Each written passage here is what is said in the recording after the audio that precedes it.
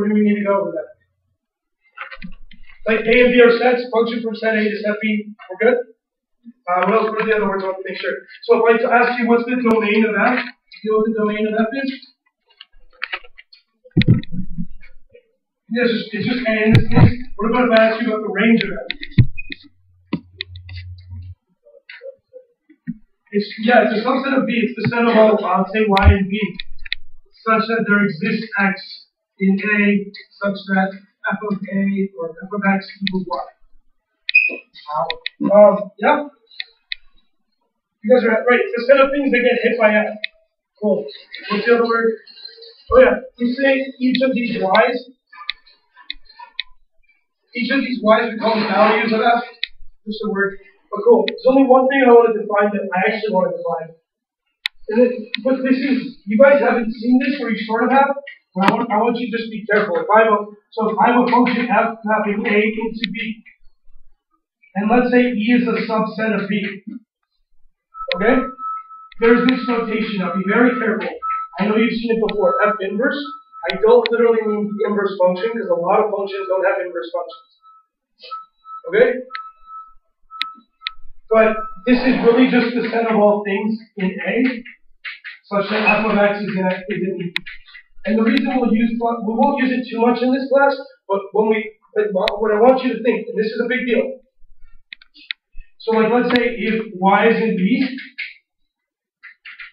F inverse of Y, this is a set. In general, this isn't one thing. This is F inverse doesn't have to be a function. This is just notation that says everything that goes to Y. Alright?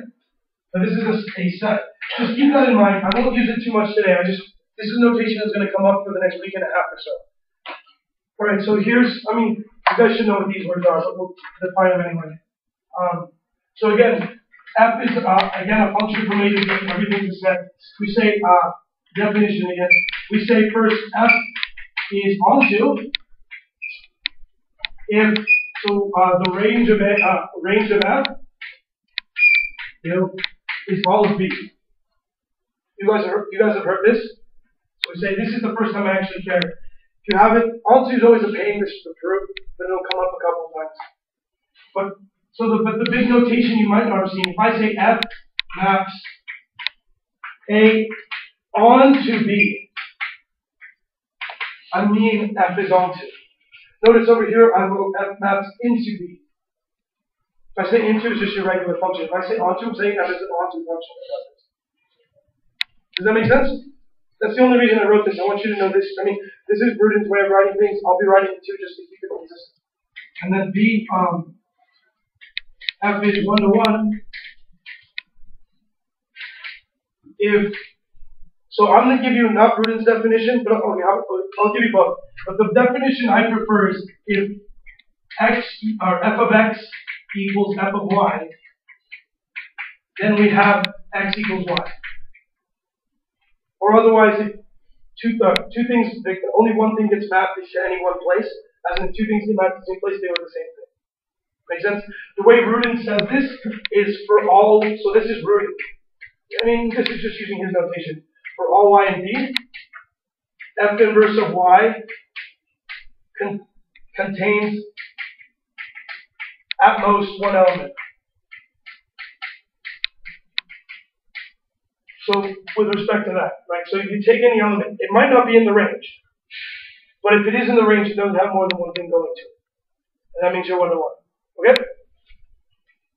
Nothing surprising on the board. Did everything quickly, but I just wanted to get those words out of the way. So there's a reason we're going to talk about these today, because these 1 to 1 and onto functions are extremely useful. And then we actually generally, onto functions are nice, 1 to 1 functions are nice. But when a function is both 1 to 1 and onto, it gives us a way of saying these two sets are the same size. And this is what I mean. So I'm going to first give you the definition, and we'll do a couple of examples.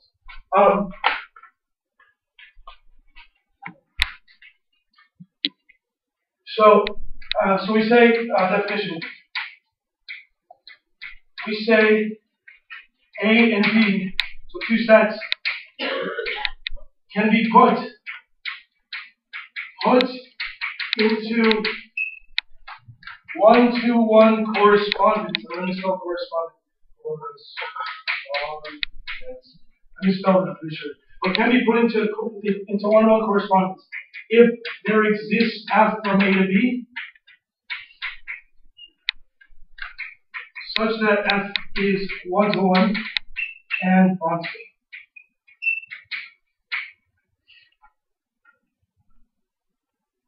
Alright? So this is not too big of a deal, but let me show you a couple of examples. And by that I mean, so I'm going to give you, what I'm going to do is I'm going to give you two sets. I'll give you three sets of two sets. Determine in each one if there exists a one-to-one. Okay, so let's say A and B. So part A, part B, part C. For each one of these, determine if there exists a one-to-one function from A to B, an onto function from A to B, or a one-to-one and onto function from A to B, or neither. Okay? Is that simple instructions? I don't want to write down the words going to take too long. Does that make sense? So for instance, I actually wrote them down specifically. I don't think I really care. But anyways. So for instance, let's set A be the set of A, B, and C. And let this be the set 1, 2, 3. Let's say this is the set of 1. This is the set of A and B. And let's say this is the set of capital A, B, C, and D. I know this is kind of pointless, but I just want to make a point. Let's just say this is the set containing the empty set. That means anything given. So again, for each one of these, determine if there exists a function from A to B that is one-to-one. Determine if there exists a function from A to B that is onto, and determine if there exists one that's both one-to-one and onto for each of these. So let's take 5 minutes to do that really fast. I don't know, how much skip this? I wanted to go through a couple of explanations. Okay.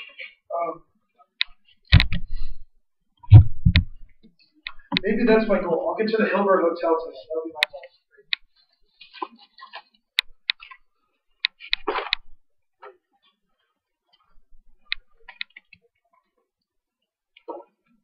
We can work together, by the way. But, so my question is there a one-to-one function? Is there an onto function? Is there a both function? And I have to make like a chart or something.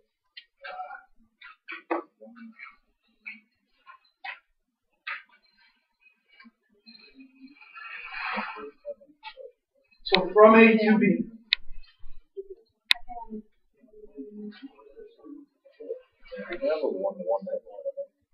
By the way, this is not the empty set, this is the set containing the empty set. That was just me being a non. It's a set that has one thing in it. Alright, let's make sure you do that. If you've ever constructed the natural numbers, that's the number one. Yeah.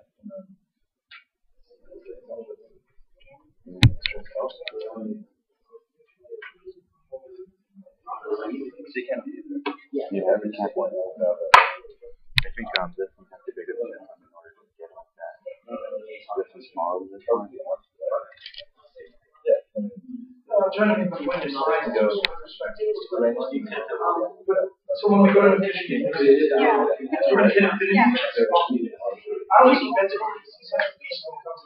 It just doesn't stop. We have to function be restricted just to one element of the rest are defined. And the rest are undefined. So B is a mapping where it is. So I think every element you slow down and cover this. And then it's on to I love talking about it. I'm like, what'd you cover? He's like, oh, I decided to present a new presentation. Oh, ABC. Your thing, not mine.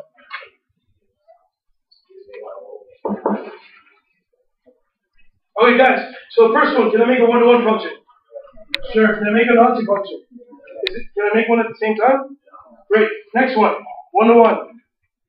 Sure. Everything's one-to-one in fact. Onto. So obviously not. How about down here? Well, can I get a one-to-one function?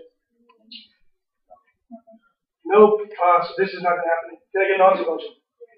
So the point is, and this is what I need you to realize, the idea of being able to make a one-to-one function is the same as sort of saying A is smaller than B. Sort of. Right? Because notice A is bigger than B, you're just not going to be able to do it. The idea of being able to make an onto function is like saying, well, A is bigger than B. So one-to-one is like being smaller, onto is like being bigger. So if you can do both, you're saying they're the same size. And that's going to be sort of the point of the next couple lectures, is that like being able to make a one-to-one